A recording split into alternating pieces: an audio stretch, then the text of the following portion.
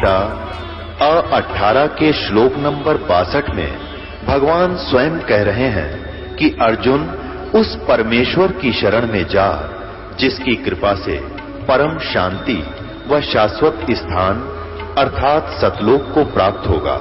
वो परमेश्वर कौन है, कहां है, कैसा है, जानने के लिए कृपया अवश्य सुनिए जगत गुरु तत्वदर्शी संत रामपाल जी महाराज के अमृत वचन। सत साहिब दर्शकों, मनुष्य जब अपने पारंपरिक भक्ति साधनाओं को करता है और उन्हें करते हुए भी जब उसे कोई लाभ नहीं मिलता, तब वो दरवाजे खटखटाता है अन्य धर्मों के। ऐसी ही कुछ कहानी थी कैथल हरियाणा के रहने वाले विनोद जी की। जब विनोद जी को अपनी पारंपरिक भक्ति साधनाओं से लाभ मिलता ना नजर आया, तब इन्होंने मस्जिद और गुरुद्वारे के दरवाजे खटखटाए, लेकिन फिर भी इन्हें उससे कोई लाभ नहीं मिला। लेकिन आज इनका कहना है कि जब से मैंने संत रामपाल जी महाराज से नाम उपदेश लिया है, तब से मेरे जीवन में चमत्कारिक बदलाव देखने को मिले हैं। तो आइए जानते हैं कि वो चमत्कारिक बदलाव क्या है। सुनते हैं विनोद जी की कहानी उन्हीं की जुबानी। नमस्कार सर। सत साहिब जी। सर क्या नाम है आपका? मेरा नाम जी विनोद दास है, मैं कैथल से हूँ। सर संत रामपाल जी महाराज से नाम दीक्षा आपने कब ली? मैं जी 2014 में ली। सर संत रामपाल जी महाराज से नाम दीक्षा लेने से पहले क्या आप कोई भक्ति साधना भी करते थे? भक्ति साधना ऐसा करता था जी, मैं बचपन में हनुमान जी का भगत था। पहले मिट्टी की मूर्ति बना के उसकी दीवार में अलमारी में चिपका के संदूर वगैरह ऐसा करा करता था। जैसे जैसे मैं बड़ा होता रहा, भक्ति में लीन होता रहा, मैं फिर दूर दूर जाने लगा, तीर्थ यात्रा करने लगा। कभी मथुरा जी जाता था, कभी गोवर्धन पर्वत पे इधर यात्रा करने जाता था, इधर मेहंदीपुर बालाजी जाया करता था, इधर खाटू श्याम जाया करता था, इधर मैंने 8-9 देवी हिमाचल में वैष्णो देवी, कांगड़ा जी, ज्वाला जी, चिंतपूर्णी, गुरु गोरखनाथ जी, मनसा देवी, इधर मैंने बहुत यात्रा करी। यात्रा करते करते मैं फिर गुरुद्वारों में भी जाने लग गया। जैसे जैसे बड़ा होता रहा, गुरुद्वारे के बाद मैं ईसाइयों के यहाँ गिरजाघरों में भी जाया करता था, उनका भी प्रचार सुनता था। ऐसे फिर मैं पीर पैगंबरों पे भी जाने लग गया। जैसे जैसे बड़ा होता रहा, शुरू में तो मेरे काम धंधे ठीक थे, बाद में काम धंधे मेरे जवाब देने लग गए। जाते जाते मेरे को फिर बहुत उम्र होगी और काम धंधा कहीं बना नहीं। पहले से मेरे को फिर हानियाँ होने लग गई जी मेरे शरीर में। अब मैं देखता जहाँ भी मत्था टेकता, कभी जाता तीर्थ स्नान पे, तो मैं सोचता भी मेरी बीमारी तो शरीर की बढ़ने लग रही है। मेरे शरीर के जोड़ दर्द ऐसे, ये जो अंग हैं ये अलग अलग हो गए, ऐसे हिलने लग गए थे जगह जगह। मेरे पैर भी दुखने लग गए थे। जब ज़मीन पे पैर रखते तो ऐसे पैर कच्चे हो चुके थे, तो ऐसे लिखती हाय इधर से दुख रहा, उधर से दुख रहा। ऐसे जाते जाते फिर मैं अपने परिवार को भी ले जाता जी, रात को दिन को परिवार को ले जाता। अब सारे दुखी होने लग गए, भाई ये क्या धंधा, काम धंधे भी छूट गए और कहीं भी कोई लाभ नहीं होया। सर फिर आप संत रामपाल जी महाराज की शरण में कैसे आए?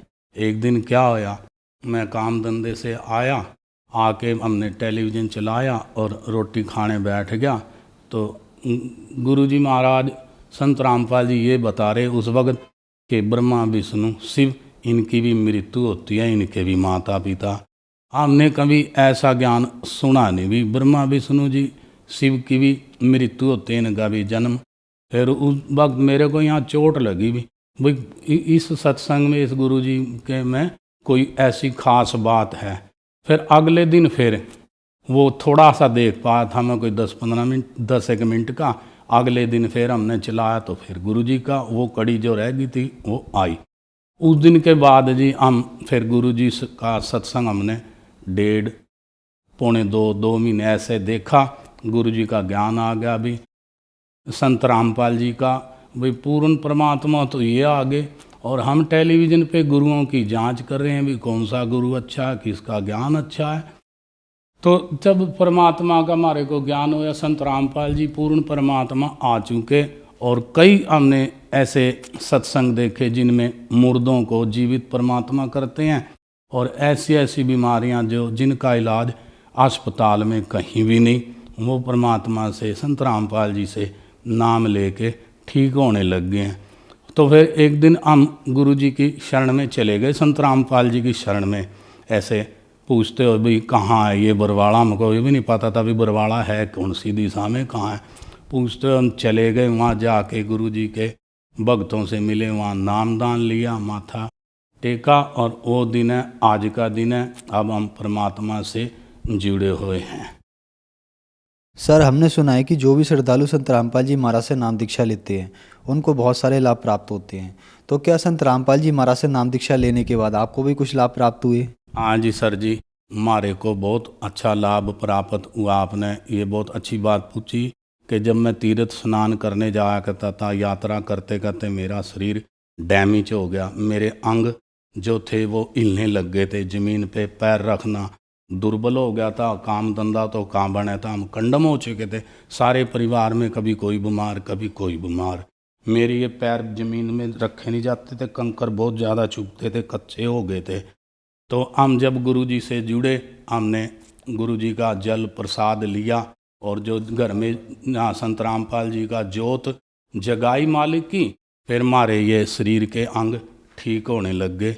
एक मेरे शरीर में इधर बहुत बड़ी रसौली थी, तो मैं गरीब आदमी, तो जब मैं शीशे में देखा, मैं गंजा हो गया, मैंने शीशे में देखा भाई ये तो बहुत बड़ी रसौली है। तो मैं अगर अपनी औरत को बताऊंगा तो वो तो इस बात का बहुत वो करेगी, कहीं वो मर ही ना जावे, हमारे पास पैसे भी नहीं। तो भी डॉक्टर लोग तो ये कह देंगे ऑपरेशन हो गया, हमें 2 लाख लगा, 3 लगा, 2.5 लाख, इतने का ही मेरा मकान बिक जाएगा, और मेरी ये रसौली का ऑपरेशन कर देंगे, काट देंगे, बाद में गारंटी देते नहीं डॉक्टर लोग, जिंदा रहूं के मरूं। फिर मैंने बताया नहीं इस डर से भी मेरे साथ ये घटना हो चुकी है, परिवार में मातम छा जाएगा। मैंने कभी जिक्र नहीं करा अपने बच्चों से और उससे भी मैं एक ऐसी बीमारी का शिकार हो चुका हूँ जो मेरा बचना मुश्किल है। फिर मैं परमात्मा से जुड़ गया था, मैंने घर में जोत जगाई मालिक की। जोत जगाने के बाद में मेरे घर से जैसे मैं आधी रात को पेशाब करने उठ जाया करता था, तो जब कुछ ही दिन हुए थे मालिक से, जैसे 15-20 दिन हुए, तो मेरे को क्या दिखा, मेरे घर से काले काले परछाइयाँ जाने लग रही हैं घर से निकल के।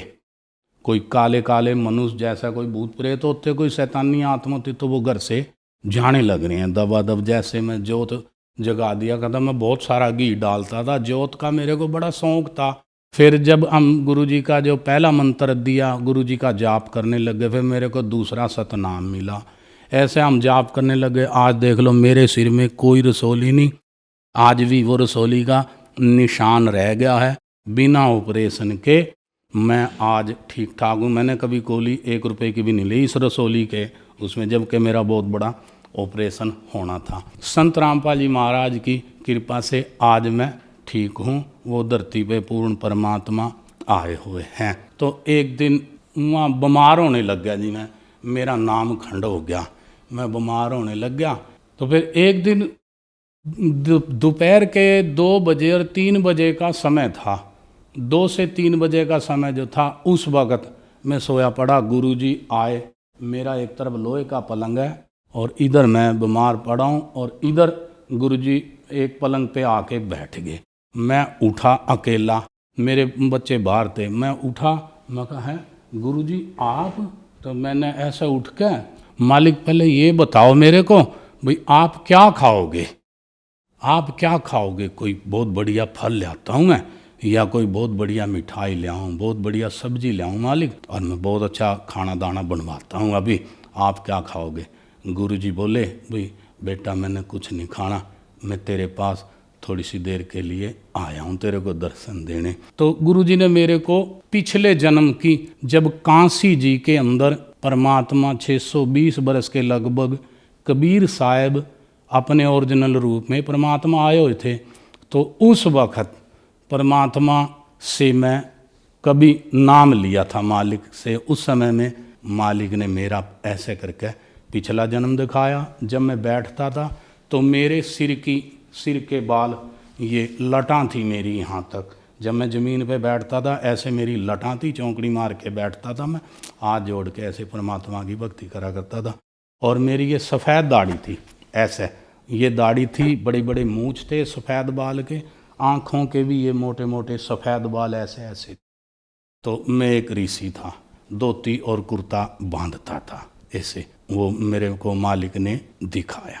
तो एक बार की बात है जी, मैं तीर्थ यात्रा करते करते बहुत दुखी हो गया। मेरे जो मैं कपास की मशीनों का मिस्त्री भी था, तो मैं बहुत दुखी हो गया। ऐसा रात और दिन तीर्थ यात्रा करता था। पहले तो मेरे काम बहुत अच्छे थे, उसके बाद में काम धंधे खत्म होने लग गए। जितना मैं तीर्थ यात्रा पूजा पाठ की तरफ जाता रहता, लाले भी कहते सेठ लोग, भाई मिस्त्री तो बहुत भगत आदमी है।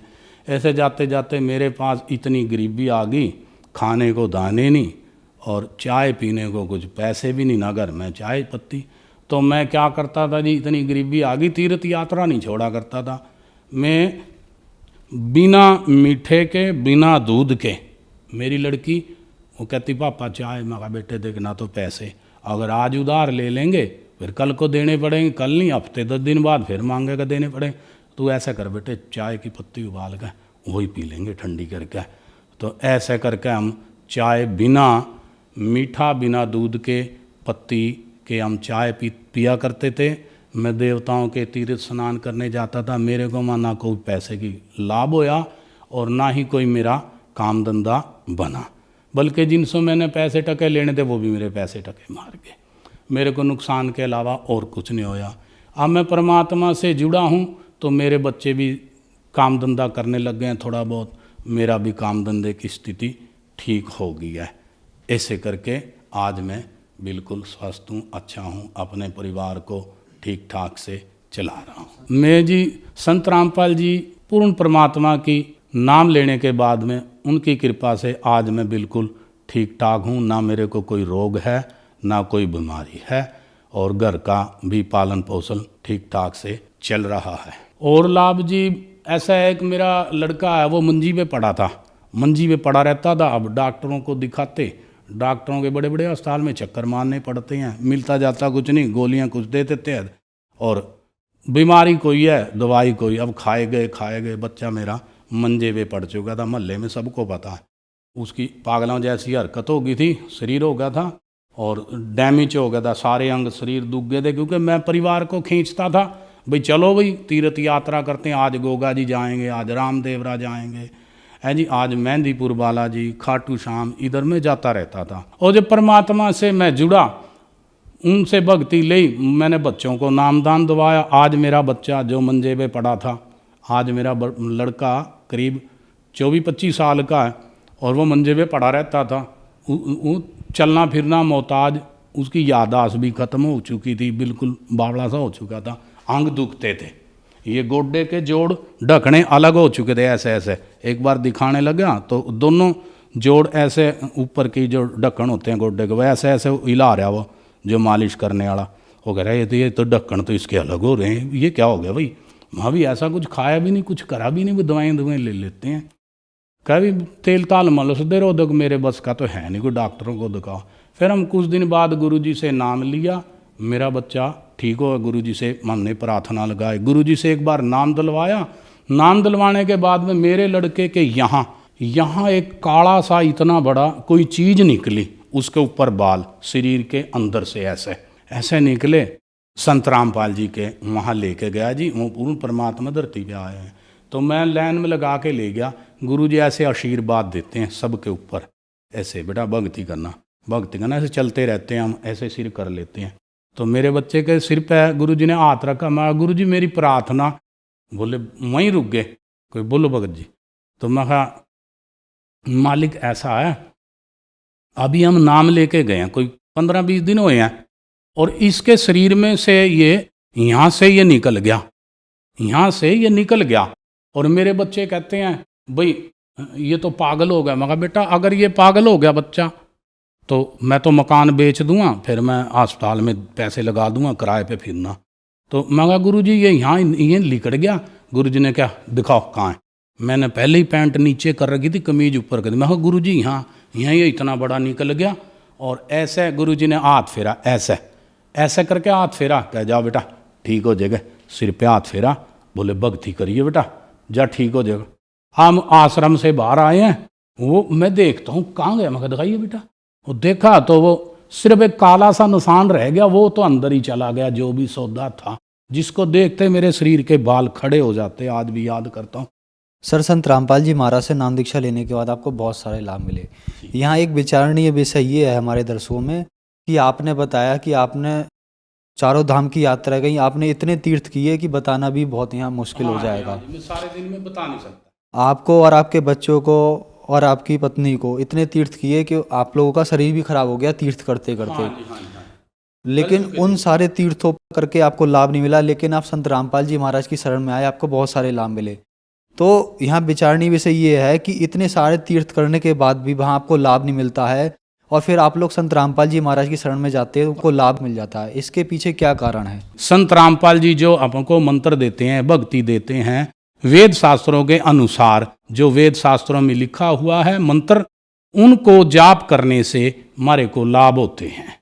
और ये संत रामपाल जी पूर्ण परमात्मा कबीर साहब का अवतार आ चुके हैं। ऐसा आप सब संत महात्माओं से मेरी हाथ जोड़ के प्रार्थना है कि आप भी इनका सत्संग देखें, संत रामपाल जी का, उनके मंत्र जाप करने से तब आपको लाभ मिलेगा। हाँ, बीमारियां दूर होंगी, आपकी उम्र भी बढ़ेगी। जैसे मेरी बीमारी खत्म होगी, मैंने कोई दवाई नहीं ली, आज मेरी ये रसोली बिल्कुल ठीक है और मैं काम धंधा करता हूँ। ये देखो बिल्कुल सब सही है मेरा, संत रामपाल जी की कृपा से ये पूर्ण परमात्मा आया है। सर, संत रामपाल जी महाराज से कैसे जुड़ सकते हैं? कोई भी भक्त आत्मा या कोई संत ऋषि गुरु कोई भी जुड़ना चाहता है, सबसे पहले आपको टेलीविजन पे संत रामपाल जी का सत्संग सुनना जरूरी है। जब आपको ज्ञान होगा तब आप परमात्मा से नाम ले लें। ये पूर्ण परमात्मा कबीर साहब आए हुए हैं संत रामपाल जी के चोले में। धन्यवाद सर। धन्यवाद सर। दर्शकों, अभी आपने सुने संत रामपाल जी महाराज से दीक्षा प्राप्त करके सुखी हुए भक्त के अनुभव। अब देखिए जगत गुरु तत्वदर्शी संत रामपाल जी महाराज के मंगल प्रवचन। विद्यार्थी विद्या प्राप्त करने के लिए, एक रोजी रोटी के लिए 14, 15, 16 वर्ष पढ़ने जाता है स्कूल में, और डेली आता जाता है, डेली और सारा काम करता है अपने स्कूल का, और तब जाकर के 2 रोटी का साधन बन पाता है मुश्किल से, कोई सर्विस या कोई बिजनेस उसका। और यहाँ परमात्मा पाने के मार्ग में हम ढीले गोड्डे छोड़ देते हैं। कैसे जाएंगे 4 रुपये 1 वर्ष में? कोई बात हुई है? इस काम को वो करेगा जो इससे परिचित हो जाएगा। जैसे एक किसान है, दास का किसान परिवार में जन्म हुआ इस हरियाणा में, तो हम देखा करते थे हमारे पिताजी और अन्य जो भी गांव के किसान, दिसंबर जनवरी का महीना होता और रात्रि में नहर के पानी का नंबर आता था, वो फिक्स टाइम होता था 1 घंटा या 1.5 घंटा, और उस फिक्स टाइम के अंदर ही वो पानी लगाना पड़ता था, खेत में सिंचाई करनी पड़ती थी। यदि किसी भी कारण से नहीं गया तो वो पानी उसको नहीं मिलेगा, कोई और ही चला लेगा अपने खेत में, और उस किसान का वो खेत खाली रह जाएगा, सिंचाई ना होने से वो व्यर्थ हो जाएगी उसकी फसल। तो इस किसान अपने प्रोसेस से पूरा परिचित होता है और उसको मालूम होता है कि यदि आज रात्रि में, कई बार तो 12 बजे रात के, 1 बजे 2 बजे, किसी का 10-11 बजे नंबर आता था। कई बार हमने देखा ये दिसंबर और जनवरी का मौसम, यानी घोर सर्दी पड़ा करती, और ऊपर से छोटी मोटी बादल वर्षा भी, बूंद बांद सी छोटी छोटी जो है फुहार सी भी आ रही होती। हमने देखे हमारे पिता और अन्य गांव के लोग सिर पे चद्दर सी डाली, कपड़ा ना भीग गए, और पहुंच जाते वहां पर शीत लहर चल रही होती, और जा करके नहर की उस नाली में निकाल कर अपने जूते और टांग के धोती उसके बीच में बढ़ जाते पानी में। हम तो अपने घर में भी रजाई भी ओढ़ लेते हैं, सब खिड़कियां बंद कर लेते हैं, और हीटर भी लगाने की चेष्टा करते हैं। उस समय में किसान खेत में खड़ा हो जाता है जा करके, और जो चद्दर ले रखी थी वो भी एक तरफ रख देता है, क्योंकि उसके काम में वो बाधा करती है, कस्सी बजानी पड़ती है। और वो वहां पहुंच जाता है। उसको पता है यदि मैं नहीं जाऊंगा आज तो मेरी खेती नाश हो जाएगी, मेरे बालक भूखे मर जाएंगे, हम भूखे मर जाएंगे, हम निर्धन हो जाएंगे। तो वो परवाह नहीं करता, चाहे नमूनिया हो, चाहे कोई सांप खाए, चाहे कोई कांटा लगे, उस काम को करके छोड़ता है तो सफल होता है, सुखी होता है, उसके बच्चे भी सुखी रहते हैं। तो यही आप जी ने इतना परिचित जो होगा इस मार्ग से, वही इस काम को कर पाओगा। न लल्लो पत्तो दे करने से परमात्मा नहीं मिलेगा। तो इस प्रकार जो इस तरह परिचित हो जाओगे कि ये काम अगर अब नहीं करा इस मनुष्य जीवन में, आगे ऐसे दुखी हो जाओगे। परमात्मा बताते, नर से तू पशुआ की जय गद्दा बैल बनाई, ये 56 भोग कहा मन बोरे की तो कुरडी चढ़ने जाई। कलेजा मुंह को आता पुण्यात्मा दास का कि तो ये सतिथि हो जाती है जब ये ज्ञान समझ में आया। और पहले हम क्या उद्देश्य लेकर जी रहे थे, अब पता चलता है कि आज मनुष्य जीवन में हम क्या कितना सुंदर जीवन जी रहे हैं। भूख लगती है, रोटी बनाकर खा लेते हैं या बनी बनाई मिल जाती है, होटल पर खा लेते हैं, चाय पी लेते हैं, काजू किस्मत सेब संतरे खा लेते, लड्डू जलेबी हलवा खीर बनाकर खाते हैं। और सत भक्ति ना करने से, उस सतपुरुष परमात्मा की भक्ति ना करने से, कहते हैं फिर आप केवल कर्म फल ही भोगोगे। स्वर्ग में देवता भी बन जाओगे तो भी नरक जाओगे, और नरक के बाद फिर 84 लाख योनियों में भी आपने भटकना पड़ेगा। और इस सत भक्ति के करने से सब बाईपास निकाल देगा भगवान आपको, और सतलोक जाओगे। इसके ना करने से जो इस मनुष्य जीवन को पाकर जो नहीं रटे हरि नाम, और जैसे कुआ जल बिना फिर बनवाया क्या काम। फिर परमात्मा कहते हैं कि नर से मनुष्य से तू फिर पशु बनेगा, नर से तू पशुआ कीजे गद्दा बैल बनाई, और ये 56 भोग कहाँ मन बोरे, कहीं कुर्डी चढ़ने जाई। होय होय, आज मानव शरीर है आपको, और आप कितना सुंदर जीवन जी रहे हो। एक इस छोटे से काम के बिना, भक्ति के बिना, सत भक्ति के बिना आप पशु बनोगे, गधा बनोगे, बैल बनोगे, गाय बनोगे, पता नहीं कहाँ जंगल में रोज बनकर धक्के खाओगे। जो जंगल के अंदर ये नील गाय होती है, भटकती फिरती है, पशु पक्षी, कोई भी जीव देख लीजिए। प्रथम तो मनुष्य जीवन ही सुखी नहीं है, मनुष्य से हटकर तो फिर कैर टूट जाता है प्राणी का, दूसरे शरीरों के अंदर जब ये प्राणी जाता है। तो क्या बताते हैं कि नर से तू पशुआ की जय गद्दा बैल बनाई, ये 56 भोग कहा मन बोरे की तो कुरडी चढ़ने जाई। फिर क्या बताते हैं, सुखदेव ने 84 भुक्ति बना पजावे खरवो, और तेरी क्या बुनियाद प्राणी, तू पेंडा पंथ पकड़ो।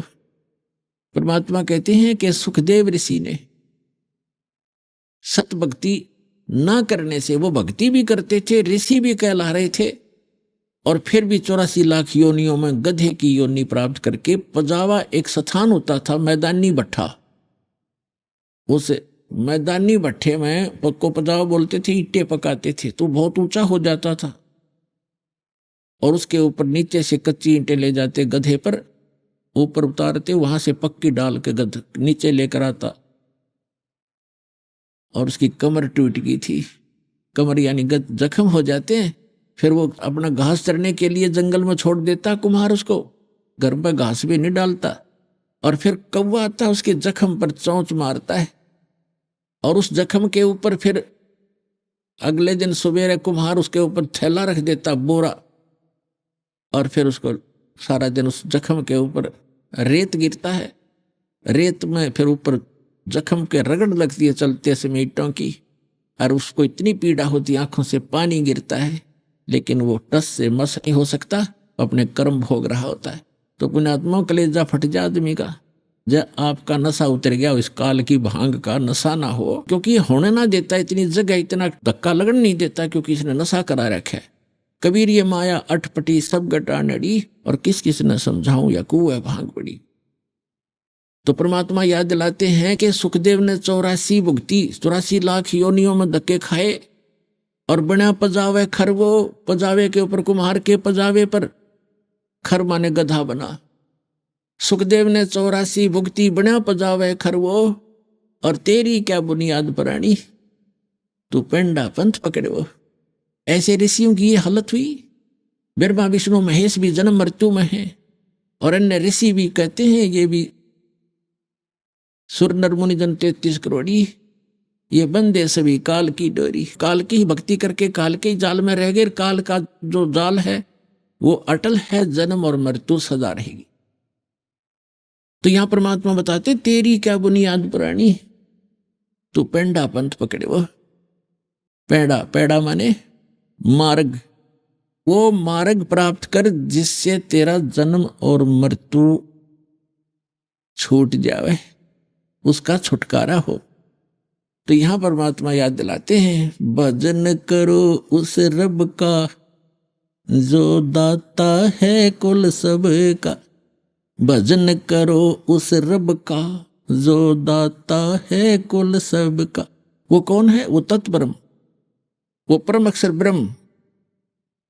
आज जो परमात्मा की परिभाषा आपको सुनाई, अभी तक वो परमात्मा की परिभाषा ही पूरी हुई है। भजन करो उस रब का जो दाता है कुल सब का। वो कौन है कुल सब का दाता? गीता जी अध्याय नंबर 7 के श्लोक नंबर 12 से 15 तक तो गीता ज्ञान दाता बताता है कि जो तीनों गुणों की उपासना करते हैं, रजगुण ब्रह्मा, सतगुण विष्णु, तम गुण शिव जी की, जिनका ज्ञान हरा जा चुका है, इनसे आगे किसी की वो सुनने को तैयार नहीं है। उनके विषय में बहुत कुछ कहा इसके, वो रिजेक्ट किए हैं और कहा कि ये मेरी भक्ति भी नहीं करते। फिर अपनी भक्ति के विषय में गीता ज्ञानदाता श्री कृष्ण में बोल रहा है सरपुरुष 21 ब्रह्मांड का स्वामी प्रभु साहब, ये कहता है मेरी भक्ति भी 4 प्रकार के करते हैं, अर्थार्थी, आर्थ, जिज्ञासु और ज्ञानी। ज्ञानी को छोड़कर तीनों को भी रिजेक्ट कर दिया कि ये भी अपने पास मोक्ष मार्ग नहीं इनके ग्रहण करते। ज्ञानी है तो अच्छी आत्माएं, परमात्मा के लिए घर भी त्याग दिया। इनको यह भी समझ में आ गया कि अन्य उपासना नहीं करनी चाहिए एक ब्रह्म को छोड़कर। अब जैसा उनको ज्ञान है कि एक भगवान की भक्ति से ही मोक्ष होगा, वो भगवान उन्होंने ब्रह्म मान लिया। ऋषियों को ज्ञान नहीं मिला क्योंकि सतगुरु नहीं मिले।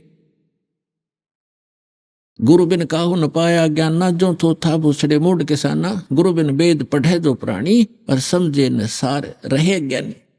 तो गीता ज्ञानदाता कहता है कि ये मेरा मत है कि ये मेरे विचार में ये है तो अच्छी आत्मा, लेकिन इनको तत्वदर्शी संत ना मिलने से ये मेरे वाली अनुत्तम गति में स्थित रहे। इनकी भी जन्म मृत्यु समाप्त नहीं हो सकती, क्योंकि गीता ज्ञानदाता स्वयं कहता है गीता अध्याय नंबर 2 के श्लोक नंबर 12 में, गीता अध्याय नंबर 4 के श्लोक नंबर 5 और 9 में, गीता अध्याय नंबर 10 के श्लोक नंबर 2 में कि अर्जुन तेरे और मेरे बहुत जन्म हो चुके हैं, तू नहीं जानता मैं जानता हूं। और अपना मंत्र बताता 8वें अध्याय के 13वें श्लोक में, ओम इति एकाक्षरम ब्रह्म विवहरण मामनुसमरण यह प्रियाति तजन देहम से आती परमाम गतिम। मुझ ब्रह्म का एक ओम मंत्र है, इसकी साधना करता हुआ शरीर छोड़कर जाता है तो ओम से मिलने वाली ब्रह्म गति को प्राप्त होता है। जो ब्रह्म की साधना वो ब्रह्म लोक में जाता है। गीता अध्याय नंबर 8 के श्लोक नंबर 16 में कहा है ब्रह्म लोक पर्यंत भी, ब्रह्म लोक में गए हुए भी पुनरावृत्ति में है, जन्म मृत्यु में आते हैं। इसलिए गीता अध्याय नंबर 18 के श्लोक नंबर 62 में, गीता अध्याय नंबर 15 के श्लोक नंबर 4 में कहा कि तत्वदर्शी संत की प्राप्ति के उपरांत परमेश्वर के उस परम पद की खोज करनी चाहिए जहां जाने के बाद साधक फिर लौटकर कभी संसार में नहीं आते। और अर्जुन तू सर्वभाव से उस परमेश्वर की शरण में जा, उसकी कृपा से तो परम शांति को, सनातन परम धाम को प्राप्त होगा। 15वें अध्याय के 4थे श्लोक में कहा है कि तत्वदर्शी संत से तत्व ज्ञान प्राप्त करके उसके पश्चात परमेश्वर के उस परम पद की खोज करनी चाहिए जहां जाने के बाद साधक फिर लौटकर कभी संसार में नहीं आते। और जिस परमेश्वर ने सारे ब्रह्मांडों की रचना की है, जो कुल का मालिक है, जो सबका मालिक है, भजन करो उस रबदा जो दाता है कुल सबका। गीता अध्याय नंबर 15 के श्लोक नंबर 16 और 17 में 3 पुरुष बताए, सरपुरुष, अक्षर पुरुष, और तीसरा जो परम अक्षर ब्रह्म है, परम अक्षर पुरुष, वही उसके विषय में बताया कि यह लोक तरम अविश्य विभर्ति अवैश्वर है, उत्तम पुरुष तो अन्य परमात्मा उदाहरते। उत्तम पुरुष तो कोई इन दोनों से और है, सरपुरुष और अक्षर पुरुष से, और वही तीनों लोकों में प्रवेश करके सबका धारण पोषण करता है। तो यहां वही बताया गीता अध्याय नंबर 15 के श्लोक नंबर 4 में कि जिस परमेश्वर ने सारे ब्रह्मांडों की रचना की है, ये उल्टा लटका संसार रूपी वृक्ष जो जिसकी जड़ जो मूल है वो परम अक्षर ब्रह्म समझो, तो पूरे पेड़ को जड़ से ही आहार मिलता है, उसी से उसका पालन होता है। तो मूल मालिक इसलिए कहलाता है कुल का मालिक। भजन करो उस रबदा जो दाता है कुल सबदा, वो सबका दाता है। तो जड़ से ही सारे वृक्ष को आहार मिलता है, तो उस मूल मालिक से ही यहां सबकी परवरिश हो रही है, परमात्मा से। अब जो प्रसंग चल रहा है हम उसी पर आते हैं कि जिस परमेश्वर ने सारे ब्रह्मांडों की रचना की है, यानी संसार रूपी वृक्ष की प्रवृत्ति जिससे विस्तार को प्राप्त हुई है, और केवल उसी की भक्ति करो, अपनी भक्ति को भी मना कर दिया उसने, केवल उसकी भक्ति करो। 8वें अध्याय के 1 के उत्तर में बताया है कि परम अक्षर ब्रह्म है। तीसरे मंत्र में कहा है 8वें अध्याय के गीता में कि वो परम अक्षर ब्रह्म है, जिसको जानकर 7वें अध्याय के 29वें श्लोक में कहा है कि जिस तत्परम को जानकर प्राणी केवल जरा और मरण से, वृद्ध अवस्था के दुख से और मरण मन मृत्यु के दुख से छूटने का प्रयत्न करते हैं। तो यहां गीता ज्ञानदाता 8वें अध्याय के 5 और 7 मंत्र में अपनी भक्ति करने को कहता है कि मेरी भक्ति कर मुझे प्राप्त होगा, लेकिन युद्ध भी करना पड़ेगा। इसलिए युद्ध भी करना पड़ेगा तो शांति नहीं हो सकती। इसलिए 8वें अध्याय के 8, 9, 10 श्लोक में कहा है कि उस परम अक्षर ब्रह्म की भक्ति करेगा, सच्चिदानंद घन ब्रह्म की भक्ति करेगा तो उसको ही प्राप्त होगा, और फिर तेरी जन्म मृत्यु कभी नहीं होगी। तो पुण्यात्माओं, अब जो प्रसंग चल रहा था कि परमात्मा की परिभाषा का आपको पता चला, आपको ज्ञान हुआ। आज सबसे पहले दास ने वाणी परमात्मा के विषय में बोली थी, आगे गए ना बावड़े रोते भी सब जाही, बिन साहेब की बंदगी कहीं ठोर ठिकाना नहीं। पहले चले गए, उन्होंने तो हमें कुछ ज्ञान बताया नहीं, उनके साथ क्या बीता, कहाँ गए, पशु बने, पक्षी बने, स्वर्ग गए, नरक गए, और रहते भी सब जहां, शेष बचे वो भी ऐसे ही चले जाएंगे। बिन साहेब की बंदगी कहीं ठोर ठिकाना ना। साहेब माने परमात्मा की, सत्य पुरुष की। अब साहेब माने भगवान, अल्लाह, खुदा, रब, स्वामी, मालिक। अब कौन से मालिक की, कौन से रब की, कौन से साहेब की भक्ति करोगे, ये आपको बता दिया गया है। भजन करो उस रबदा जो दाता है कुल सबका। कुल सबका कौन दाता है ये डिफाइन हो चुका है। अब वो परमात्मा स्वयं आते हैं और जैसा आपको बताया कि अच्छी आत्माओं को मिलते हैं, और प्रथम प्रकार की स्थिति में तो वो सतलोक में रहते हैं, दूसरे प्रकार की स्थिति में वो एक नवजात शिशु का रूप धारण करके, और प्रत्येक युग के प्रारंभ में किसी कमल के फूल पर आकर विराजमान होते हैं। कमल का फूल जल में होता है, इसलिए परमात्मा नारायण कहलाते हैं। नार माने जल, आयन माने आकर विराजमान होने वाला, आने वाला। तो वास्तव में नारायण परमात्मा कबीर जी हैं। अब जैसे ये और भी नारायण कहलाते हैं, थोड़ी बहुत देर से सैया पे लेट के भगवान विष्णु जी को भी नारायण कहने लग गए। इनको भगवान भी कहते हैं, इनको स्वामी भी कहते हैं, लेकिन वास्तव में स्वामी कौन है ये आपको परिभाषित कर दिया। अब वो परमात्मा कहता, चारों युग में संत पुकारे और कूक कहा हम हेलरे, हीरे माणिक मोती बरस ये जग सुगता ढेल रे। चारों युग में संत पुकारे। कौन संत? जिनको परमात्मा मिले, उन्होंने वही ज्ञान सुनाया, सबको सच्चा ज्ञान बताया, परमात्मा की स्थिति से परिचित कराया, और जगह जगह जाकर के उन्होंने ढोल के डंके पे कहीं भी खड़े होकर के किसी भी साधु संत से या भक्तों से चर्चा किया करते थे। खड़े होकर अपने शब्द उच्चारण करने लग जाते थे, ज्ञान प्रचार करते थे। भगवान भी ऐसे ही करते थे। ऋग्वेद मंडल नंबर 9 सूक्त 94 के मंत्र 1 में कहा कि वो परमात्मा जब यहाँ पृथ्वी पर आता है और एक कवियों जैसा आचरण करता हुआ घूमता फिरता है, लोकोक्तियों के माध्यम से ज्ञान बोलता है, दोहों के माध्यम से। ऋग्वेद मंडल नंबर 9 सूक्त 96 के मंत्र 16 से 20 में भी यही प्रमाण है कि वो कबीर देव, कबीर साहब नाम है उसका, और अपनी कबीर वाणी के द्वारा लोकोक्तियों के माध्यम से, दोहों के माध्यम से, शब्दों के माध्यम से, और ये जो शब्द सुनाते हैं राग पद्य भाग में, इनके माध्यम से ऊंचे स्वर में बोल बोल कर आवाज घूमता फिरता जैसे कवि आचरण करते हैं ऐसी लीला करता है। लेकिन वो भगवान होता है। वो कवियों में से भी एक प्रसिद्ध कवि की उपाधि भी प्राप्त करता है, लेकिन वो परमात्मा होते हैं। तो वो परमेश्वर आते हैं, क्या कहते हैं, चारों युग में मेरे संत पुकारे और कूक कहा हम हेल रे। हम सब ने मिलकर, मैंने भी और मेरे बच्चों ने, आपको समझाने के लिए जोर जोर से आवाजें लगाई। कूक कहा हम हेल रे, हीरे माणक मोती बरसे। हम तो हीरे मोती की जो है ना वर्षा कर रहे हैं, तत्व ज्ञान रूपी हीरे मोती, सतभक्ति रूपी हीरे मोती जो तुम्हें मोक्ष देंगे। आप इनको स्वीकार ना करके आप डड़े कंकर पत्थर इकट्ठे कर रहे हो, आन उपासना करके, अन्य देवताओं की, अन्य भगवानों की पूजा करके, प्रभुओं की पूजा करके आप मोक्ष से वंचित रह जाते हो। आगे चल के आपके संग्रहित भक्ति धन का कोई लाभ नहीं होता, क्योंकि वो बहुमूल्य नहीं होती, वो कंकर पत्थर होते हैं। तो परमात्मा का ये समागम जो चल रहा है किस उपलक्ष्य में है कि वो परमात्मा यहाँ आते हैं, अपने बच्चों को ज्ञान सुनाते हैं। लेकिन हम अज्ञान से इतने अंधे कर दिए जाते हैं, अज्ञानी संतों, काल प्रेरित ऋषि महर्षि आचार्यों और शंकराचार्यों द्वारा।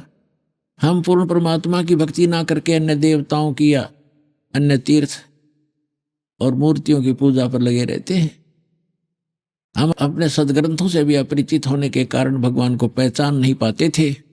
तो अब परमात्मा ने रजा की, आपको शिक्षित किया, इस दास को सर्व ज्ञान संपन्न किया और ऐसे इंस्ट्रूमेंट बना दिए कि अब कोई ये नहीं कह सकता कि रामपाल झूठ बोल रहा है।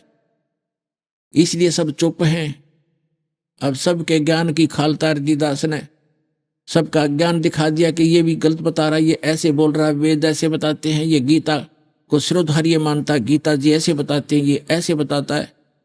और जो पुराणों को मानने वाले, पुराणों का से परिचित नहीं, वो झूठ बोलते हैं, देखो पुराणों में क्या लिखा है। तभी इन सबको सांप सूंघ गया और अब ये धीरे धीरे सभी पंथ और जितने भी आचार्य और शंकराचार्य आप पे फ्यूज हो जाएंगे। जितने भी संत पंथ हैं, इनका ज्ञान आपको सामने रूबरू कर दिया। जैसे पहले दास का जन्म किसान परिवार में होने के कारण हमें याद है कि वर्षा के दिनों में कहीं पर भी आम कोई खाकर डाल देता गुठली, वो आम के पौधे उगाते थे छोटे छोटे। हम उसको वहां से उठा के निकाल के और दूसरे खेतों में लगा कर आते जहां नहीं होते थे वृक्ष, तो वहां तक ले जाते तो किसी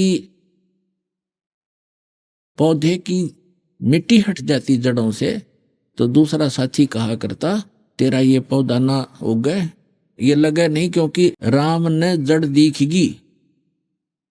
और वो ऐसे होता था, क्योंकि 1-1.5 घंटा दूसरे खेत में जान में लगता, वहां लगाते वो सूख ही जाता था, दूसरे लग जाते थे।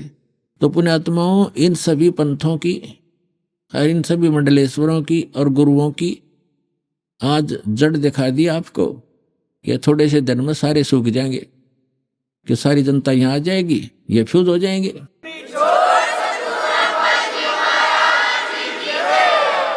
तो परमात्मा क्या बताते हैं, सतयुग में सत सुकृत कह टेरा, त्रेता नाम मुनींदर मेरा, द्वापर में करुणा में कहाया, और कलयुग नाम कबीर धराया। चारों युग में आता हूं मैं। सतयुग में सत सुकृत नाम से, त्रेता में मुनींदर नाम से ऋषि कहलाए, द्वापर में करुणा में नाम से, और कलयुग में कहते कबीर नाम से आता हूं।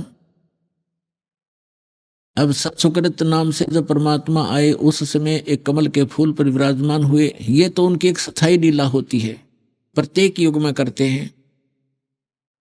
सतयुग में परमात्मा आए, सत्सुकृत नाम से प्रसिद्ध हुए, और एक विद्याधर नाम का ब्राह्मण, दीपिका उसकी पत्नी, दोनों, उनके संतान नहीं थी, उम्र भी काफी हो गई थी, 50-60 के आसपास। और उनको परमात्मा कमल के फूल के ऊपर एक सरोवर पर मिले थे, बालक रूप धारण करके, जैसा वो लीला करते ही करते हैं, शिशु रूप धारण करके आते हैं। तो वह घर पर ले गए उठा करके। कई दिन तक उन्होंने अन्नपान कुछ नहीं किया, जलपान नहीं किया, चिंतित हुए। फिर परमात्मा ने स्वयं ही उनको कहा कि कंवारी गाय लाओ मेरे लिए। अब कंवारी गाय लाई गई बछिया, उसने दूध देना शुरू किया। उससे परमात्मा ने दूध पान प्रारंभ किया, क्योंकि कंवारी गाय एक पवित्र गाय मानी जाता है, पवित्र पशु, और उससे परमात्मा सतलोक से दूध भेजते हैं अपना। पुण्यात्मा, अभी तो विज्ञान ने इतना ही जो प्रोग्रेस की है कि एक स्थान से दूसरे स्थान पर सारी फिल्म की फिल्म भेज देते हैं, और परमात्मा मटेरियल भी भेज देता है ऐसे ही। वो साइंस वाले कभी नहीं कर पाएंगे। तो कहने का भाव ये है कि उस परमात्मा ने सतलोक से दूध मंगाया कंवारी गाय के अंदर, और वो पिया करते थे। कहने का भाव ये है कि वो लीला ऐसी करते ही करते हैं प्रत्येक युग में, और वेद इसकी गवाही देते हैं कि वो परमात्मा होता है जो शिशु रूप धारण करके आता है, और शिशु रूपधारी परमात्मा की परवरिश की लीला कंवारी गायों के द्वारा होती है। अब सतयुग त्रेता द्वापर की तो कोई कथा परमात्मा के प्रमाण हमारे पास है नहीं जो आपको याद हो वह, और ऐसा कोई उन समय की वाणी नहीं, क्योंकि इन्होंने नष्ट करवाते रहे साथ के साथ। अब ये कलयुग के अंदर परमात्मा ने जो वाणी बोली है और धर्मदास साहिब ने लिखी है, वो आज भी कबीर सागर, कबीर साखी, कबीर बीजक और कबीर दोहाली शब्दावलियों के माध्यम से हमारे पास उपलब्ध है। कबीर सागर के अंदर ये जो का तो परमात्मा का वर्णन है, उसमें 600 वर्ष पहले भी इस युग में भी ऐसा ही किया उसने, प्रत्येक युग में करते हुए। तो इससे वो भी समझ में आएगा पीछे वाला। और कबीर सागर के अंदर वो पिछले प्रमाण हमारे यहाँ लिखे हैं सारे, सतयुग के भी, त्रेता के भी, द्वापर के भी और कलयुग के भी। तो लेकिन जो कलयुग के अंदर दास बता रहा है और जो हमारे वेद भी बता रहे हैं, तो वो दोनों मिलते हैं कलयुग वाले। जो परमात्मा ने कलयुग में लीला की है वो आज उन हमारे लिपिबद्ध है, इसलिए परमात्मा के समझने में, परमात्मा को जानने में आसानी हो रही है। और जिन महापुरुषों ने भगवान देखा उन्होंने वही बताया, वेदों ने वही ज्ञान दिया, तो गीता जी भी वही बता रही है। तो परमात्मा पहचानने में हम बहुत आसानी हो गई है, क्योंकि हम शिक्षित हैं, सदग्रंथों को स्वयं देखेंगे और देख रहे हैं तभी मान रहे हो आप। तो सतयुग के अंदर परमात्मा को वो जो विद्याधर ब्राह्मण था वो ले गए। धीरे धीरे बड़े हुए परमात्मा 5 वर्ष की आयु में ही, 4-5 वर्ष की आयु से ही मनु जैसे महर्षियों के छक्के छुड़ा दिए और सबकी बोलती बंद कर दी। परमात्मा एक प्रश्न किया करते थे कि कौन ब्रह्मा का पिता है, कौन विष्णु की माँ, शंकर का दादा कौन है, ऋषि जी मुझे बता। इनकी यहाँ टैं टैं फिस हो जाती। ये तो अजरो अमर हैं, सर्वेश्वर हैं, महेश्वर हैं, इनका कोई माता पिता नहीं। और परमात्मा को बहुत ज्यादा धिक्कारते थे वो लोग कि ये तो सारी उल्टी बात करता है। और परमात्मा कहा करते, हम ही अलख अल्लाह हैं, कुतुब गौस और पीर, गरीबदास खालिक दनी, हमरा नाम कबीर। ए स्वामी सृष्टा में और सृष्टि हमारे तीर, दास गरीब अधर बसु में अवगत सत कबीर। तो परमात्मा कहा करते थे कि मैं ऊपर रहता हूं सतलोक में, जो वेद वर्णन करते हैं वो मेरी ही महिमा गा रहे हैं। वेद मेरा भेद है, मैं ना वेदन के माही, और जौन वेद से मैं मिलूं वो वेद जानते नहीं। इन बातों से अक्षुब्ध होकर मनु जैसे ऋषि, वशिष्ठ जैसे ऋषि या अन्य भी जो उस समय के प्रभु पाकरे थे, प्रसिद्ध थे, वो परमात्मा के विरोधी हो गए और जनता को कहा करते ये वामदेव है। वामदेव माने उल्टा, उल्टा साब। वाम माने उल्टा ज्ञान बताने वाला, अपने आप को भगवान कहता है, 2 जगह पर रहने वाला। वाम का अर्थ 2 भी होता है। वाम माने जैसे ये ये राइट हैंड है तो ये वाम यानी उल्टा, ये सीधा हाथ, ये उल्टा हाथ, बामा हाथ कहते हैं इसको। तो वामदेव कहने लगे। और वामदेव जी का पुराणों में भी प्रमाण है कि वो बड़े महापुरुष हुए थे, और जो ज्ञान वामदेव जी के पास था किसी के पास नहीं, ये मानते भी है। और उनका आगे नामो निशान ने उनके ज्ञान का कहीं आधार नहीं माना। इस प्रकार सतयुग का इतना ही इतिहास भगवान का वैसे बहुत से महापुरुषों को मिले हैं, उनको पार भी किया है। सतयुग में भी कुछ एक पार हुए हैं, लेकिन परमात्मा ने कलयुग में ही सबको पार करना था, और थोड़े थोड़े प्रत्येक युग में भी निकाले हैं जो उनके ऊपर दृढ़ हुए। फिर बताते हैं त्रेता के अंदर परमात्मा एक मुनिंदर नाम के ऋषि नाम से प्रसिद्ध हुए। ऐसे ही वही आत्मा जो विद्याधर ब्राह्मण था, वही अगले त्रेता के अंदर वेदविद नाम का ब्राह्मण हुआ, ऋषि हुआ। उस समय भी वो निसंतान थे, और जो उनकी पत्नी दीपिका थी वही आगे चल के सूर्या नाम की उसकी पत्नी रूप में जन्मा। तो उस समय उनको परमात्मा फिर मिले। उनको संतान नहीं दी क्योंकि उनके संस्कार में नहीं थी, जानबूझ कर नहीं दी भगवान ने कि इनको निकालना है। ऐसा नहीं पुण्यात्माओं कि संतान है वो नहीं निकलेंगे, क्योंकि ये सतयुग त्रेता द्वापर तक जो बैन था, तो इसमें वो निकल नहीं सके थे अगर ज्यादा फंस जाते। तो अब तो बच्चे होंगे, वो भी अच्छी बात है, उनको भगवान की भक्ति, उनके संस्कार अच्छे बन जाएंगे, वो भी पार होंगे। अभी आपने सुने संत रामपाल जी महाराज के मंगल प्रवचन। आइए अब सुनते हैं संत रामपाल जी महाराज से नाम दीक्षा लेकर सतभक्ति करके अद्भुत लाभ प्राप्त करने वाले अनुयायी के विचार। दर्शकों, कहते हैं सच्चे गुरु की शरण और कृपा के बिना कोई साधना सफल नहीं होती और ना ही कोई लाभ प्राप्त होता है। ऐसा ही हुआ नोएडा उत्तर प्रदेश के गोपाल चौधरी जी के साथ, जो पहले ब्रह्मा विष्णु महेश और देवी दुर्गा जी की भक्ति करते थे। इन्होंने 21 साल डेरा सच्चा सौदा में भी बिताए, वहां सेवा भी की, लेकिन फिर भी इन्हें ना शारीरिक सुख मिला और ना ही मानसिक। गोपाल जी का कहना है कि मेरी जिंदगी तब बदली जब मुझे संत रामपाल जी महाराज द्वारा लिखित पुस्तक जीने की राह मिली। दर्शकों, आखिर संत रामपाल जी महाराज ने अपनी इस पुस्तक में ऐसा क्या लिखा है जिसे पढ़ते ही श्रद्धालु संत रामपाल जी महाराज के आश्रम की ओर दौड़ पड़ते हैं। आइए जानते हैं कि सच्चाई क्या है। सुनते हैं गोपाल जी की कहानी, उन्हीं की जुबानी। नमस्कार सर। नमस्कार सर। सर क्या नाम है आपका? चौधरी गोपाल सिंह। गोपाल जी आप कहाँ से हैं? हम ग्रेटर नोएडा गौतम बुद्ध नगर गाँव लटपरा से आए हैं, उत्तर प्रदेश, पश्चिमी उत्तर प्रदेश।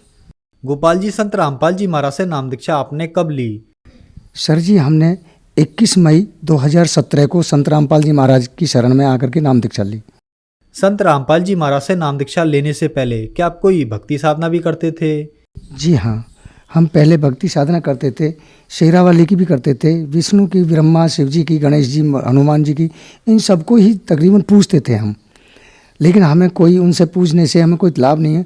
आस्था जरूर लगी रहती थी कि शायद अब नहीं, अब आगे चल के हमें लाभ होगा, लेकिन कोई लाभ नहीं होता था। उसके बाद में फिर हम जो है एक धन सतगुरु नाम से एक संस्था चली हुई थी राम रहीम जी की, उसमें जा कर के हम जुड़ गए सन 1994 में। वहाँ पे हम टोकन मिला हुआ हमें सेवादार के नाम से, सेवा भी करते थे हम। जब ज़रूरत पड़ती थी आश्रम को, जब हम वहाँ पे समय समय पर जाया करते थे सेवा करने के लिए, लेकिन फिर भी हमें कोई भी वहाँ से लाभ नहीं मिला। सर आपने बताया कि आप डेरा सच्चा सौदा सिरसा पंथ में 21 साल रहे और सेवादार भी रहे, तो फिर आप संत रामपाल जी महाराज की शरण में कैसे आए? सर जी, एक दिन क्या है जी, संत रामपाल जी महाराज की शरण में आने से पहले हमारे 3 ऑटो चलते थे। उन ऑटो में एक कोई भगत सेवा कर रहे थे, तो उन्होंने पुस्तक रख दी गीता जयंती की आड़ में, गीता का अपमान। तो वो उस गीता को हमने जब देखा तो हमने सोचा कि भाई ये तो बड़ी अच्छी पुस्तक है। हमने उसको पढ़ा, पहले तो पढ़ लिया, पढ़ने के बाद फिर हमने गहराई में पहुंचना शुरू किया। पहुंचने के बाद में जो पीछे नंबर लिखे हुए थे उन पे हमने संपर्क किया, SMS किया, हमें जो है मिला कि आप जो है पूरा एड्रेस लिख करके दीजिए और आपको पुस्तक भेजी जाएगी। तो सर जी, उस पे SMS पे हमें जो पुस्तक देने के लिए कोई भगत आए और हमने 2 पुस्तक ली, गीता तेरा ज्ञान अमृत और ज्ञान गंगा। तो सबसे पहले हमने भगत जी गीता तेरा ज्ञान अमृत, क्यों गीता को हम मानते थे, जिस पे कृष्ण जी का अर्जुन जी का फोटो छपा हुआ था हम उसी को गीता समझ करके हम उसी को अपना श्रद्धा से सिर झुका करके हम उसको मानते थे। थोड़ा बहुत कहीं से हमें कुछ मिल जाता सुनने को तो हम सुनते थे। तो भगत जी हमने जो है वो पुस्तकें पढ़नी शुरू करी। तो 3-4 दिन लगातार हमने जब वो पढ़ी तो जितने श्लोक हमें पढ़ने को मिले जब तक, तो एक दिन हम दोपहर में पढ़ते पढ़ते सो गए और सोने के बाद में सर जी हमारे मुंह से वो सारे श्लोक ऑटोमेटिक निकलने लगे जो हमने पढ़ लिए थे 3-4 दिन में।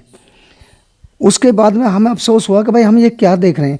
तो इतने में ही हमें जो एक सफ़ेद पोशाक में लंबे ठाड़े एक व्यक्ति के रूप में हमें जो हमारे पास आए, हमारे सिर पे हाथ रखा कि बेटा आप तो बहुत पुण्यकर्मी आत्मा है, परमात्मा की भक्त आत्मा है, आप जो बैठे हो और अपना पुस्तक पढ़ो, सत्संग भी सुना करो और नाम दीक्षा लो और अपना कल्याण करा लो।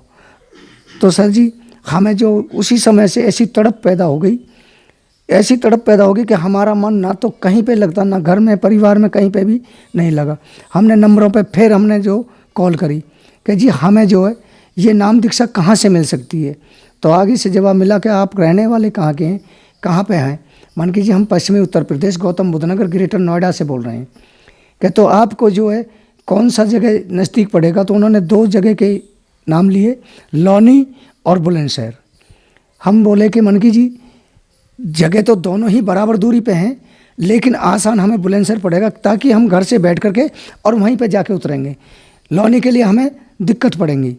तो उन्होंने हमें जो यहाँ का आश्रम का सेंटर का नंबर दिया, नंबर पे हमने संपर्क साधा। हम जो है उसी समय सुबह क्यों व्याकुल थे हम आए, आ करके हमें बीड़ी हुक्का बीड़ी की इतनी तलब थी कि बहुत ज़्यादा। हमने 5 साल की उम्र से ही हुक्का बीड़ी को पीना शुरू कर दिया था और हमने कम से कम 55 साल हुक्का बीड़ी पिया है। इतनी तलब थी किसी तरीके से भी हमारी वो छूटी नहीं थी। संत रामपाल जी महाराज के सेंटर पे जब हम आए तो हमारी जेब में 3 बीड़ी थी। तो हमने सेंटर से बाहर पहले बैठ के हमने वो तीनों बीड़ी पी। पता नहीं आगे चल के हमें पीने को मिले ना मिले, क्या स्थिति बने। तो हमने कुल्ला करके अच्छी तरह से मुंह में ऐसा देखा कि मतलब बास भी ना हो, तो हमने cold drink P. Cold drink पीने के बाद में हम सेंटर में आए। सेंटर में आने के बाद में हमने बस सिर्फ सीधा यही लत लगी कि हमें संत रामपाल जी महाराज से उपदेश चाहिए, हमें अपनी आत्मा का कल्याण कराना है। संत रामपाल जी महाराज की कृपा से हमें उपदेश मिला। सर जब आपने संत रामपाल जी महाराज से नाम दीक्षा ली तो क्या आपको लाभ भी प्राप्त हुए? हाँ जी, हमें बहुत सारे लाभ मिले। सबसे पहला लाभ तो हमें ये मिला, संत रामपाल जी महाराज से उपदेश लेने के बाद में हम बिल्कुल निर्भय हो चुके थे। हमें किसी तरह के कोई भय नहीं रहा कि हमारा कुछ होना भी है नहीं होना है, हमें कोई लालच नहीं रहा। उसके बाद में हमें एक लाभ ये मिला कि हमारी छोटी बहू और बेटा रात के समय में सो रहे थे। उस समय में चोटी कटने का सिलसिला चला हुआ था। तो अचानक से बहू जो डर गई और लड़का ने आवाज़ दी कि पापा भारती नाम है उस बहू का, कि भारती डर गई है। मन की तो बेटा यहाँ आओ, दोनों उठ करके। अब वे दोनों आए तो जहाँ पे हमने जो चलाते थे वहाँ पे हमने कपड़ा बिछाया कि बेटा यहाँ पे जो दंडवत प्रणाम करो और परमात्मा को शीश झुकाओ। उन्होंने दंडवत प्रणाम किया, हमारे कहने से शीश झुकाया तो उनका भय एकदम से बिल्कुल निकल चुका था। जैसे वो हमारे कमरे से निकल के बाहर जा रहे थे तो हमारा मकान 3 साइड से बन के बीच में चौक था। चौक इतना था कि जो कि 100 आदमी बैठ करके आराम से खाना भी खा लें। तो उस चौक में कर जैसे अपने कमरे में को वो जा रहे तो हम पीछे निकले तो संत रामपाल जी महाराज कुर्सी पे बैठे बीच आंगन में हमें दिखाई दिए। हम जैसे जागते हुए उन्हें कि हम कुछ सपना देख रहे थे। तो सर जी हमने सीधा दंडवत प्रणाम किया। लड़का कहने लगा पापा ये क्या कर रहे हो? मन की भाई तुम अपने कमरे में जाओ, आपको जो कुछ होना था फ़ायदा हो गया, बाकी हमें जो करना हमें करने दो। तो हमने जो दंडवत प्रणाम किया और आशीर्वाद दे करके परमात्मा हमसे जो चले गए, हम फिर सो गए। अगले दिन बच्चों ने हमसे जिक्र किया पापा ये कौन सा तुमने अपना जो वो कर रखा। मन की भाई सुनो, जो प्रक्रिया तुम कर रहे हो तुम अपनी प्रक्रिया करते रहो, हम तुम्हारी प्रक्रिया में कोई बाधा नहीं डालेंगे। लेकिन जो प्रक्रिया हम कर रहे हैं हमारी प्रक्रिया में तुम बाधा नहीं डालोगे। अपनी अपनी प्रक्रिया करते रहो, कोई किसी की प्रक्रिया में बाधा नहीं डालेगा। तो सर जी उसके बाद में फिर हमें मुंडका आश्रम में जाते जाते हमें जो बुखार बना, सर्दी इतनी तेज़ लगी तो एक भगत ने हमारे जहाँ पे सामान था वहाँ पे ले गए गोद में उठा करके, वहाँ पे गद्दा बिछाया, लुटाया, रजाई उड़ाई और फिर उन्होंने कहा चाय लेकर के आते। मन कि नहीं, हमें थोड़ा गर्म पानी दो। जब तक वे गर्म पानी लेने गए, जब तक परमात्मा हमारे संत रामपाल जी महाराज हमारे पास आए, कहने लगे बेटा घबरा क्यों रहे हो, बैठे होइए, दंडवत प्रणाम कीजिए और आप जो सुमरन कीजिए, आपको कुछ भी नहीं हुआ। तो सर जी हमें जो जब ही दर्शन दिए, दर्शन देने के बाद में हमें कुछ भी नहीं रहा, ना बुखार रहा ना सर्दी रही। उसके बाद में 28 जून को हम सेवा से जा रहे थे सेंटर पे, तिलपता सेंटर पे, गौतम बुद्ध नगर का जो सेंटर है संत रामपाल जी महाराज का, वहाँ पे सेवा से जा रहे थे। हमें सतनाम मिल चुका था, सतनाम का जाप करते हुए जा रहे। तो जैसे हम जा रहे थे, हम विक्की से थे, विक्की में हमारी में शिफ्ट कार ने टक्कर मारी। टक्कर लगते ही हमारी विक्की गिर गई और हम भी गिर गए। वहाँ मार्केट थी एक छोटी सी, जहाँ पे 50 बंदे कम से कम थे, जिन्होंने हमें उठाया गाड़ी के आगे से। और गाड़ी का शिफ्ट कार का बम्पर टूट के नीचे गिर गया, बोनट मुड़ गया, चलाने वाले का माथा फूट गया और बराबर में बैठने वाले का होठ फट गया। जब हमें होश आया तो वहाँ संत रामपाल जी महाराज जी कह रहे थे कि बेटा बैठे हो, दूसरों को क्यों गफलत में डाल रहे हो, अपना बैठे हो जाइए। तो हमें होश आया। होश आने के बाद में जिसको खून निकल रहे थे, हमने कहा कि भाई पहले इसका ट्रीटमेंट कराओ, हमारी बाद में चिंता करना, हम ठीक हैं। तो वो सब कहने लगे कि देखो बुढ़े को क्या हुआ है, जो कि इतनी टक्कर से मर जाना चाहिए था, और ये कह रहा है कि भाई इसको पहले ट्रीटमेंट कराओ, अपने लिए कुछ नहीं बोल रहा है। हम बोले कि हमें परमात्मा की कृपा है से हमें कुछ नहीं होगा, हम पूर्ण परमात्मा की शरण में हैं। लाभ और मिला, हमारी नाक में किसी तरह से जख्म हो गया था, उस जख्म में नाक से खूनों की तिल्ली बन जाती थी। हम ट्रीटमेंट कराते थे, दवा लेते थे, लेकिन किसी तरह से भी कोई भी हमें फ़ायदा नहीं हुआ। हम सरकारी अस्पताल में गए तो वहाँ पे उसका ट्रीटमेंट के बजाय हमें जो टीबी घोषित कर दिया डॉक्टर ने। हम कहने लगे भाई इलाज तो हम किसका कराने आए हैं, आप टीबी घोषित कर रहे हैं, भाई हमें आपसे इलाज नहीं कराना। हम वहाँ पे वापस चले आए, पर्ची भी हम जो वहीं फाड़ करके घेरी आए।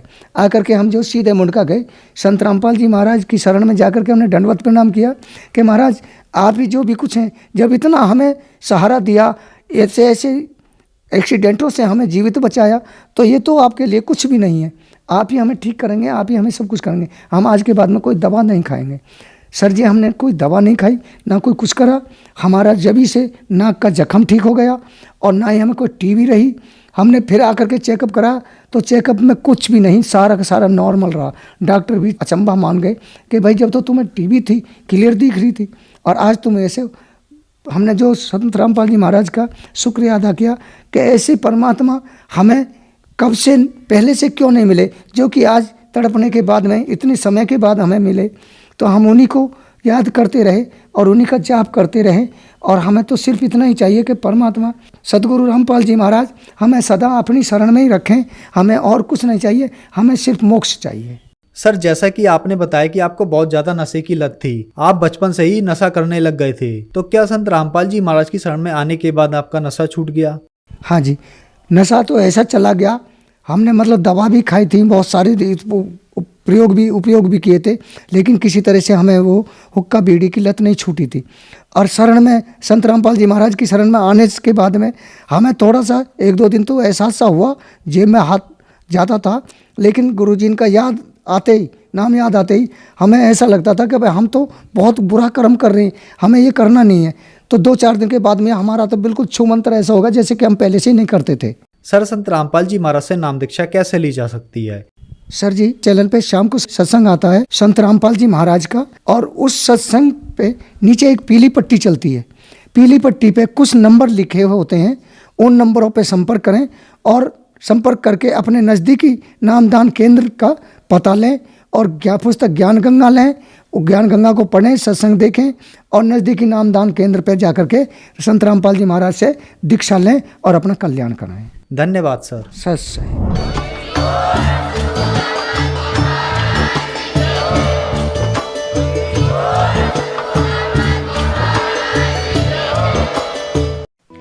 आप सुन रहे थे जगत गुरु तत्वदर्शी संत रामपाल जी महाराज के मंगल प्रवचन।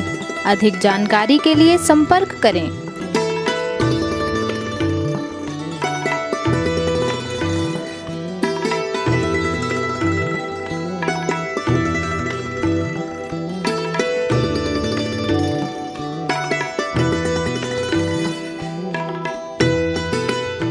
जगत गुरु तत्वदर्शी संत रामपाल जी महाराज जी के पावन सानिध्य में भक्ति की अलख जगाने तथा श्रद्धालुओं को सत्य भक्ति मार्ग का रास्ता दिखाने हेतु कनाडा के लोकप्रिय channel the TV NRI channel पर जगत गुरु तत्वदर्शी संत रामपाल जी महाराज जी के मंगल प्रवचनों का प्रसारण प्रतिदिन सुबह 7:30 बजे से 8:30 बजे तक तथा रात्रि 7:30 बजे से 8:30 बजे तक किया जा रहा है। इस सत्य भक्ति मार्ग को अपनाने के लिए अधिक से अधिक सत्संग प्रसारण देखें। इस सत्संग प्रवचन का सीधा प्रसारण संत रामपाल जी महाराज लाइव सत्संग YouTube चैनल और जगत गुरु संत रामपाल जी महाराज Facebook पेज पर भी देख सकते हैं।